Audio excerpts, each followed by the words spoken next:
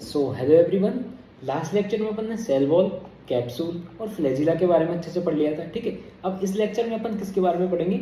L form of bacteria के बारे में पढ़ेंगे, फिमरी और प्लाई के बारे में पढ़ेंगे और स्पोर के बारे में अच्छे से पढ़ेंगे। ठीक है, तो देखो इस लेक्चर के जो पीडीएफ नोट्स हैं वो आपको डिस्क्रिप्शन बॉक्स में मिल जाएंगे। ठीक है, वहां से डाउनलोड कर लें। अब अपन पढ़ेंगे एल फॉर्म ऑफ बैक्टीरिया के बारे में। किसके बारे में पढ़ेंगे? अपन एल फॉर्म ऑफ बैक्टीरिया के बारे में पढ़ेंगे। देखो इसके ऊपर भी आपकी यूनिवर्सिटी एग्जाम में शॉर्ट नोट आता है। ठीक है, देखो एल फॉर्म ऑफ बैक्टीरिया का मतलब है सेल वॉल डेफिशिएंट बैक्टीरिया। ठीक है, सेल वॉल डेफिशिएंट बैक्टीरिया। तो सेल वॉल अगर बैक्टीरिया की खत्म हो जाएगी तो बैक्टीरिया का जाएगा लूज टाइप हो जाएगा थोड़ा सा। ठीक है, तो एल फॉर्म ऑफ बैक्टीरिया इसको अपन बोलते हैं। ठीक है, ये हुआ सेल वॉल डेफिशिएंट बैक्टीरिया। ऐसा बैक्टीरिया इसमें सेल वॉल नहीं है। ठीक है, अब देखो सेल वॉल अगर लूज हो जाएगी बैक्टीरिया की तो क्या हो जाएगा? बैक्टीरिया जो स्पेरिकल हो जाएगा। सिंपल सी बात है, उसका कोई शेप नहीं रहेगा। शेप कौन प्रोवाइड करवाता है? सेल वॉल प्रोवाइड करवाती है। तो सेल वॉल ही अगर बैक्टीरिया के पास नहीं है तो स्पेरिकल शेप का हो जाएगा। ठीक है, अब देखो एल फॉर्म की वजह से क्या हो सकता है? एल फॉर्म की वजह से सबसे पहले तो पाइलोनेफ्राइटिस। अब देखो पाइलोनेफ्राइटिस क्या है? एक तरह का इन्फ्लामेशन है। ठीक है, इन्फ्लामेशन है। अब देखो जो पाइलोनेफ्राइटिस वो है ज्यादा टाइम तक हो सकता है। अब ज्यादा टाइम तक क्यों हो सकता है? देखो अगर अपन क्या करते हैं, मान लो बैक्टीरिया है तो बैक्टीरिया के पास सेल वॉल नहीं है। ठीक है, सेल वॉल नहीं है। अब देखो पाइलोनेफ्राइटिस क्या होता है? पाइलोनेफ्राइटिस एक तरह का यूटीआई होता है, यूरिनरी ट्रैक्ट इन्फेक्शन। तो यूरिनरी ट्रैक्ट इन्फेक्शन में अपन क्या देते हैं? पेनिसिलिन देते हैं। ठीक है, बीटा लैक्टम। अब देखो पेनिसिलिन देते हैं तो पेनिसिलिन किस पे वर्क करती है? सेल वॉल पे वर्क करती है। ठीक है, तो सेल वॉल को बनने नहीं देती। अब इस बैक्टीरिया के पास सेल वॉल ही नहीं है। ठीक है, इस बैक्टीरिया के पास क्या सेल वॉल ही नहीं है तो पेनिसिलिन इस पे काम ही नहीं करेगी। तो इसमें क्या एंटीबायोटिक अच्छे से काम नहीं कर पाएगी, इसलिए इनके जो इन्फेक्शन है वो ज्यादा टाइम तक रहेंगे। ठीक है, तो इसकी वजह से क्रॉनिक इन्फेक्शन हो सकते हैं और पाइलोनेफ्राइटिस ज्यादा टाइम तक हो सकता है। ठीक है, ये आपको समझ में आ गया आप तक यहाँ तक। तो एल फॉर्म बैक्टीरिया का जो है दो टाइप का होता है, एक तो होता है अनस्टेबल फॉर्म और एक होता है स्टेबल फॉर्म। अब अनस्टेबल फॉर्म, स्टेबल फॉर्म का मतलब समझो। स्टेबल फॉर्म का मतलब है कि कोई भी ऐसा बैक्टीरिया जिसने क्या सेल वॉल परमानेंट लूज कर दी। ठीक है, सेल वॉल जो है उसमें परमानेंटली खत्म हो गई, उसमें सेल वॉल है ही नहीं। ठीक है, इसका एग्जांपल क्या है अपने पास? माइकोप्लाज्मा। ठीक है, इसका एग्जांपल क्या आ गया अपने पास? माइकोप्लाज्मा। ठीक है, ये हो गया। अब देखो अब है अनस्टेबल फॉर्म। अब अनस्टेबल फॉर्म के बारे में अपन पढ़ते हैं। तो अब अपन पढ़ रहे हैं अनस्टेबल फॉर्म के बारे में। तो अनस्टेबल फॉर्म का मतलब होता है कि बैक्टीरिया ने जो है परमानेंट सेल वॉल लूज नहीं करी। ठीक है, परमानेंटली सेल वॉल लूज नहीं करी, उसमें कुछ टाइम के लिए सेल वॉल लूज करी। अब देखो क्यों? अब देखो कोई भी चीज है वो स्टेबल होना चाहती है। अब स्टेबल होना चाहती है, देखो अपन ने बैक्टीरिया को किल करने के लिए सबसे पहले एंटीबायोटिक बनाई पेनिसिलिन, जो किस पे वर्क कर रही थी? सेल वॉल पे वर्क कर रही थी। अब देखो बैक्टीरिया क्या करेगा कि सेल वॉल को ही बनने नहीं देगा, खुद की सेल वॉल ही नहीं बनाएगा और ये रेजिस्टेंट होना चाहेगा सेल एंटीबायोटिक के। ठीक है, रेजिस्टेंट होने के लिए क्या करेगा? ये सेल वॉल को लूज कर देगा। ठीक है, क्या कर देगा?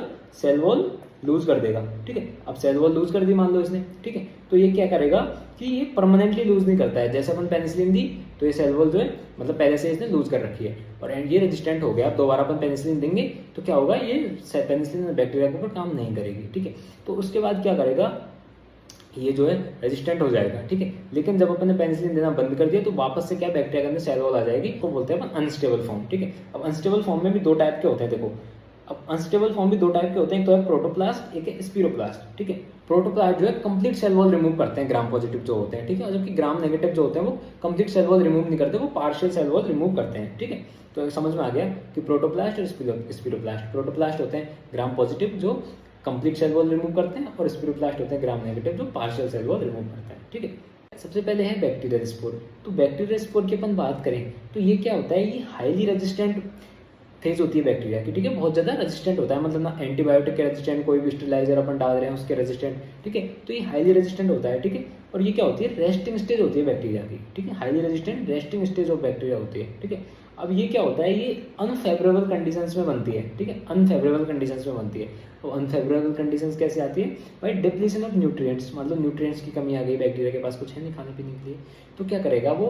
वो स्पोर फॉर्मेशन करेगा। ठीक है, स्पोर फॉर्मेशन करेगा। ओके, ये क्या होती है? स्पोर फॉर्मेशन क्या होती है? स्पोर फॉर्मेशन बैक्टीरिया की हाईली रेजिस्टेंट स्टेज होती है। ठीक है, देखो यहाँ पे एक चीज समझो, यहाँ पे क्या है कि not a process of reproduction, मतलब कि जो स्पोर फॉर्मेशन है वो रिप्रोडक्शन का पार्ट नहीं है। ठीक है, मतलब बैक्टीरिया इसमें रिप्रोड्यूस नहीं करता। ठीक है, अब अपन स्पोर की स्ट्रक्चर के बारे में देखते हैं। सबसे बाहर होता है एक्सोस्पोरियम। ठीक है, उसके बाद क्या होता है? स्पोर का कोट होता है और एक आउटर मेम्ब्रेन होती है। ठीक, क्या होती है? आउटर मेम्ब्रेन होती है। उसके अंदर जो है कॉर्टेक्स होता है, जर्म सेल वॉल होती है, इनर मेम्ब्रेन होता है और डीएनए होता है बैक्टीरिया का। ठीक है, और लास्ट में कोर होता है। ये जो है स्पोर की स्ट्रक्चर है। ठीक, ये आप ध्यान से याद कर लें और आपको एग्जाम में बनानी पड़ेगी अगर बैक्टीरिया स्पोर के ऊपर शॉर्ट नोट आता है तो। ओके, देखो स्पोरिलेशन क्या है? स्पोरिलेशन का मीनिंग है process of formation of spore from vegetative state. अब देखो वेजिटेटिव स्टेट का मीनिंग समझो आप यहाँ पे। वेजिटेटिव स्टेट का मीनिंग होता है कि इस स्टेट में बैक्टीरिया जो है मेटाबॉलिकली एक्टिव होता है। कैसे एक्टिव होता है? मेटाबॉलिकली एक्टिव होता है बैक्टीरिया। किस स्टेज में? वेजिटेटिव स्टेज में, ठीक है। वेजिटेटिव स्टेज में बैक्टीरिया मेटाबॉलिकली एक्टिव है, ठीक है। तो उससे क्या होगा? स्पोर का फॉर्मेशन करेगा वहां से, वेजिटेटिव स्टेज से। तो उसको क्या बोलते हैं? स्पोरुलेशन बोलते हैं, ठीक है। अब ये एक्सट्रीमली रेजिस्टेंट होती है टू हीट एंड डिसइंफेक्टेंट, ठीक है। हीट और डिसइंफेक्टेंट के क्या है? एक्सट्रीमली रेजिस्टेंट होती है, ठीक है। क्यों होती है? क्योंकि यहाँ पे इसमें कैल्शियम और टिपिकोलिनिक एसिड जो है डेपोजिट हो जाता है, ठीक है। किसमें? स्पोर के कॉर्टेक्स में, ठीक है। स्पोर के कॉर्टेक्स में क्या क्या डेपोजिट होता है? कैल्शियम और डिपोकोलिनिक एसिड, ठीक है। डिपिकोलिनिक एसिड सॉरी, ठीक है। उसकी वजह से ये जो स्पोर है बैक्टीरिया का मोस्ट रेजिस्टेंट फॉर्म है, ठीक है। अब देखो जर्मिनेशन के टाइम पे क्या होता है? जर्मिनेशन मतलब क्या होता है? देखो डोरमेंट स्पोर है, मतलब स्पोर से फिर से एक्टिव वेजिटेटिव स्टेज बन जाती है, उसको अपन जर्मिनेशन बोलते हैं, ठीक है। मतलब स्पोर से फिर से वेजिटेटिव बैक्टीरिया बन जाता है, उसको अपन जर्मिनेशन बोलते हैं, ओके। देखो स्पोर की पोजीशन, शेप और विड्थ के बेसिस पे अपन बैक्टीरियाज में अलग अलग स्पोर फॉर्मेशन होता है। सबसे पहले देखो, सबसे पहले non bulging Oval and terminal spore. देखो नॉन बल्जिंग, देखो बाहर की तरफ बल्ज आउट नहीं कर रहा है ये स्पोर, ओवल है और कैसा है? टर्मिनल पे है, ठीक है। टर्मिनल पे एकदम, तो इसको बोलते हैं non bulging Oval terminal spore, ठीक है। सेकंड है नॉन बल्जिंग राउंड एंड सब टर्मिनल, ठीक है। नॉन बल्जिंग, बल्ज आउट नहीं कर रहा लेकिन राउंड है, पहले वाले में ओवल है, सेकंड वाले में राउंड है, ठीक है। और क्या नहीं हो रहा? सब टर्मिनल है, ठीक है। टोटल टर्मिनल पे नहीं, थोड़ा सा पहले है, तो उसको बोलते हैं सब टर्मिनल, ठीक है। थर्ड नंबर पे नॉन बल्जिंग ओवल है, सेंट्रल, समझ में आ गया आपको, ठीक है। और ये किसमें होता है? बेसिलस में होता है, ठीक है। ऐसे देखो बल्जिंग, राउंड एंड टर्मिनल, ठीक है। टर्मिनल के ऊपर है, ठीक है। बल्ज कर रहा है मतलब बैक्टीरिया की जो नॉर्मल बॉडी है उससे बाहर की तरफ बल्ज कर रहा है, उसको बोलते हैं बल्जिंग स्पोर, ठीक है। राउंड है और टर्मिनल पे है, ठीक है। ऐसे ही ये जो स्पोर है बल्जिंग ओवल एंड टर्मिनल है, आपको दिख रहा है, ठीक है। और जो लास्ट नंबर पे वो है bulging Oval and central spore, ठीक है। ये सब किस में होते हैं? क्लोस्ट्रीडियम में होते हैं। किस में होते हैं? क्लोस्ट्रीडियम में होते हैं, ओके। तो इनको आप अच्छे से याद कर लें, ठीक है। ये फोटोज में भी दिख रहे हैं यहाँ पे, ये जो है बल्जिंग स्पोर है, टर्मिनल है और राउंड स्पोर है। ये ओवल है, बल्जिंग है और टर्मिनल स्पोर है, ठीक है। अब देखो, अब अपन देख रहे हैं स्पोरिसाइडल एजेंट्स। अब देखो अपन ने पढ़ा है कि स्पोर जो है बहुत ज़्यादा रेजिस्टेंट होते हैं, एक्सट्रीमली रेजिस्टेंट होते हैं हीट के, डिसइंफेक्टेंट के। तो स्पोर को कैसे खत्म करते हैं? सबसे पहला ऑटोक्लेविक मेथड होता है। ऑटोक्लेव का मेथड जो है आप हॉस्पिटल एक्वायर्ड इन्फेक्शंस में अच्छे से पढ़ोगे, ठीक है। यहाँ पे आपको स्टेलाइजर और डिसइंफेक्टेंट के बारे में पढ़ाया है, ठीक है। मैंने उसके ऊपर वीडियो बनाई है, आप जाके अच्छे से देख सकते हो, ठीक है। एक है इथाइलिन ऑक्साइड स्टेलाइजर, इसके ऊपर भी आप वहाँ पे पढ़ सकते हो। तो दो नाम याद रखो, ऑटोक्लेव और ईटीओ स्टेलाइजर जो है स्पोर को भी किल कर सकते हैं, ठीक है। ये आपने अच्छे से पढ़ा है, ओके। अब है डेमोन्स्ट्रेशन ऑफ स्पोर। अब अपन स्पोर को कैसे देख सकते हैं, स्पोर को डेमोन्स्ट्रेशन कैसे कर सकते हैं, ठीक है। सबसे पहला है ग्राम स्टेनिंग, ठीक है। तो ग्राम स्टेनिंग अपन करेंगे तो ग्राम स्टेनिंग में अपन को अनस्टैंड रिफ्रैक्टाइल बॉडीज दिखेंगी। स्पोर कैसे दिखेंगी? अनस्टैंड रिफ्रैक्टाइल बॉडीज। अनस्टैंड का मतलब सबसे पहले तो स्टैंड नहीं होंगी, रिफ्रैक्टाइल का मतलब है कि शाइनी दिखेंगी, ठीक है। शाइनी बॉडीज दिखेंगी स्पोर, ठीक है। तो पहला ग्राम स्टेनिंग कर सकते हैं। सेकंड है मॉडिफाइड जेड स्टेनिंग। देखो मॉडिफाइड जेड स्टेनिंग का मतलब क्या होता है? जो नॉर्मल जेड स्टेनिंग उसमें कुछ मॉडिफिकेशंस करके अपन ने क्या करा है? स्पोर को देखा है। तो इसमें क्या देखो, इसमें क्या यूज करते हैं अपन? 0.25 to 0.5% सल्फ्यूरिक एसिड यूज करते हैं डीकलराइजर की जगह। देखो नॉर्मली जब अपन जेड स्टेनिंग करते हैं तो उसमें डीकलराइजर अपन देते हैं 25% सल्फ्यूरिक एसिड, ठीक। तो यहाँ पे क्या लेते हैं अपन? यहाँ पे 0.25 to 0.5% सल्फ्यूरिक एसिड यूज करते हैं, ठीक है। सल्फ्यूरिक